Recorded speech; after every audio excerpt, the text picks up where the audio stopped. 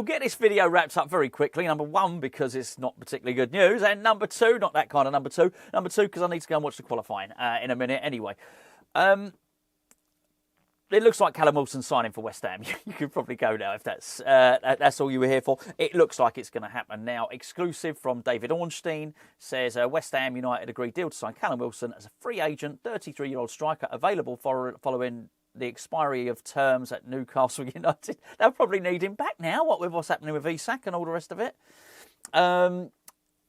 England international joining on a one-year contract with heavily incentive-based salary. Medical complete. That's who's done the medical. I know someone in a fancy dress costume with a Fisher-Price doctor's kit or something. You know, like, oh yeah, he's all right. He's all right. I don't know.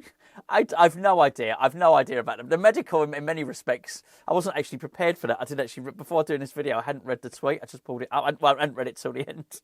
Medical complete, brilliant. Yeah, I'm not happy about this transfer at all. And for two reasons. Number one, it's the influence on the club. It's the agent stuff. It's the perception that this maybe looks like it's a convenient agent-based deal rather than buying the right player.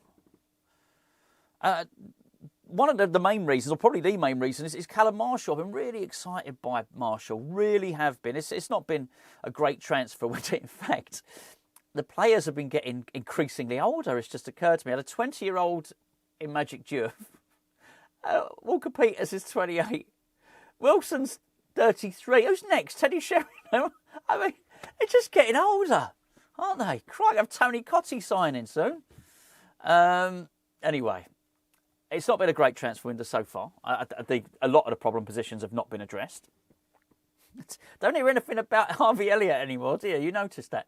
Anyway, but one of the bright spots, I think, has been the youngsters. I did enjoy the last game, actually. I enjoyed, well, Guilherme looked sharp. I really liked Freddie Potts, so he's performed in the last couple of games. And Marshall's been on it all pre-season, hasn't he? Scored against Ipswich, scored against Grasshopper, and looked just full of energy and just looked so sharp, incredibly sharp against Everton the other day.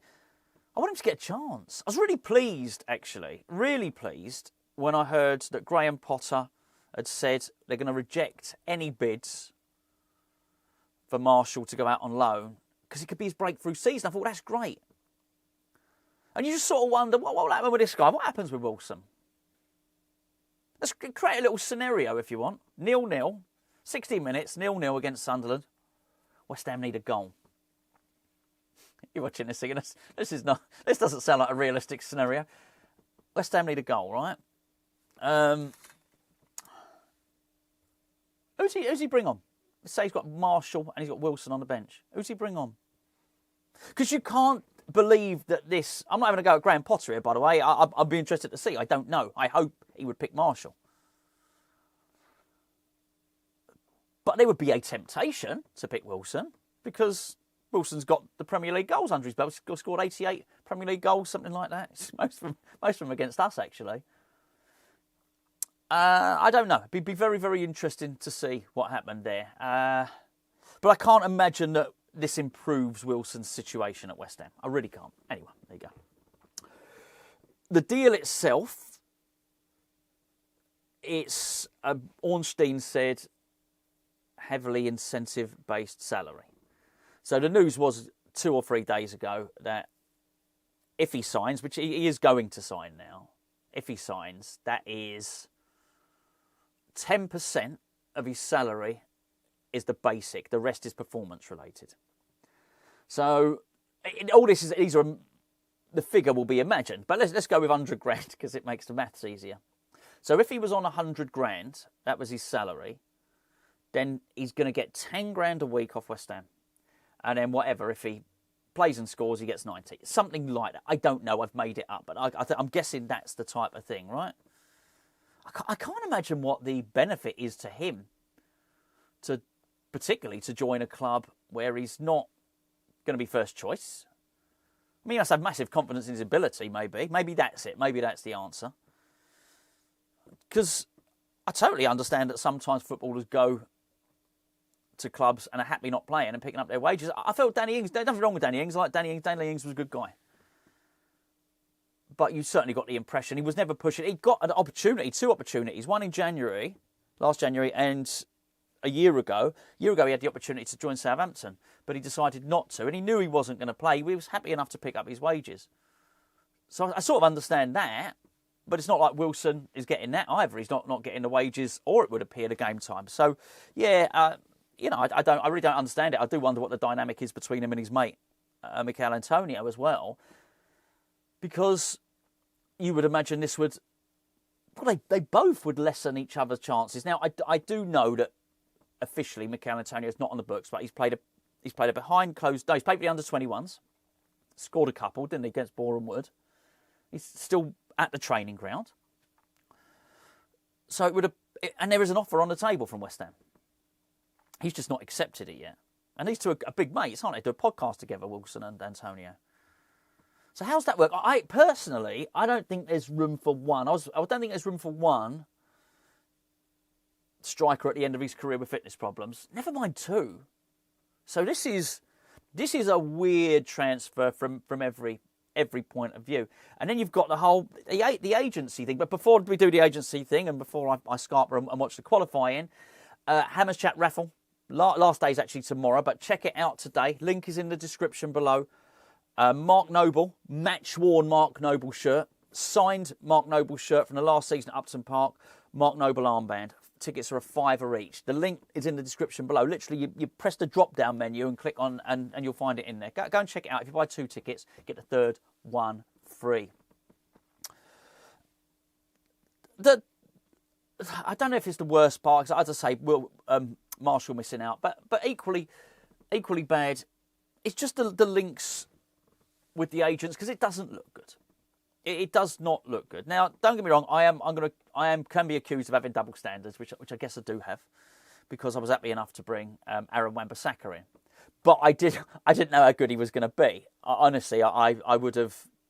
I'm not even sure I had a preference at the time. But yeah, once I saw how good Aaron Wan-Bissaka was, I thought absolutely brilliant. And Will Salthouse brought him in. That's fine, because you can't look at that and think it's done anything other than benefit West Ham.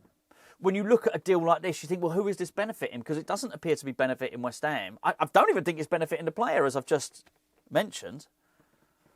I don't know. It's just not good. It's not a good perception. The look of it is not good. And it's not.